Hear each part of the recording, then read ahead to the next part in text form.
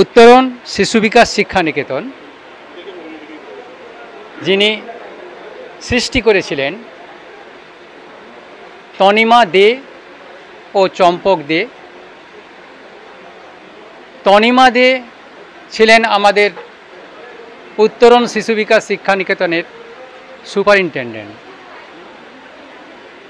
উনি হঠাৎ করে গত 5ই সেপ্টেম্বর 2022 মারা যান।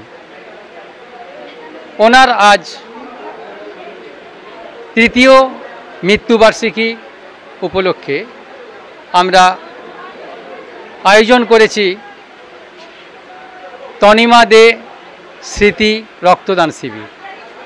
এই রক্তদান শিবিরে সবাইকে স্বতঃস্ফূর্তভাবে অংশগ্রহণ করার জন্য আমরা খুবই গর্বিত। আমরা এর আগেও অনেক কাজে আগ্রহ প্রকাশ করেছি।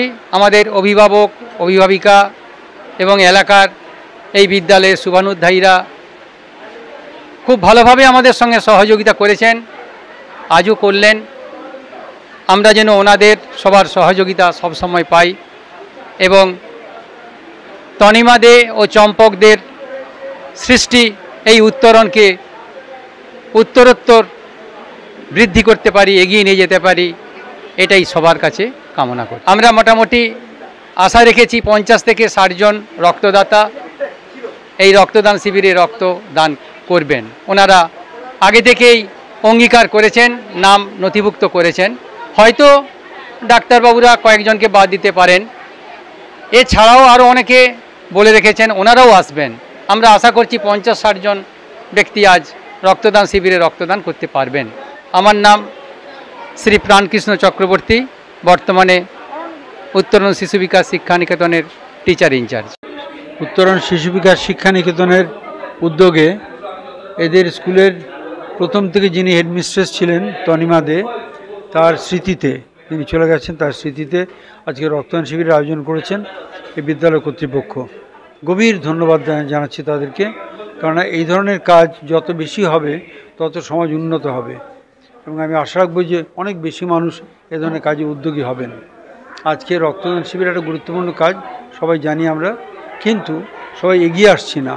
সবাই জানে কিন্তু এগিয়ে আসছে না। মেয়েরা আগে এগিয়ে আসতো না, কিন্তু এখন মেয়েরা আগে এগিয়ে আসছে এখন, এবং এর ফলে সমাজের এই যে বৈষম্য ছিল, বৈষম্যটা কেটে যাচ্ছে।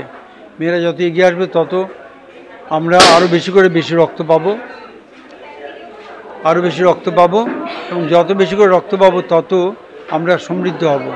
আমার ছেলেটা যখন অ্যাক্সিডেন্ট করে তখন আমি ডাক্তারের কাছে গিয়ে বলি, ডাক্তার বলে 2 বোতল রক্ত দাও। আমি তখন দৌড়ে দৌড়ে খুঁজি কার কাছে রক্ত পাওয়া যাবে, কিন্তু রক্তদান শিবিরে যখন আমাকে আমন্ত্রণ জানায় তখন আমি ভয়ে সেখান থেকে দূরে থাকি যদি আমার অসুবিধা হয়। এখন সবাইকে বুঝতে হবে যে রক্তদান করলে কোনো অসুবিধা নয়, রক্তদান করলে কল্যাণ হয় ছেলের এবং সমাজের সকলেরই। তো আমরা সবাই আশা রাখবো যে আমরা সবাই ছেলে মেয়েদের কল্যাণের জন্য, দেশের মানুষের কল্যাণের জন্য আমরা এগিয়ে আসবো, আরও বেশি করে তাদের পাশে থাকবো। সবাই এগিয়ে আসুন, এই আমন্ত্রণ রইল।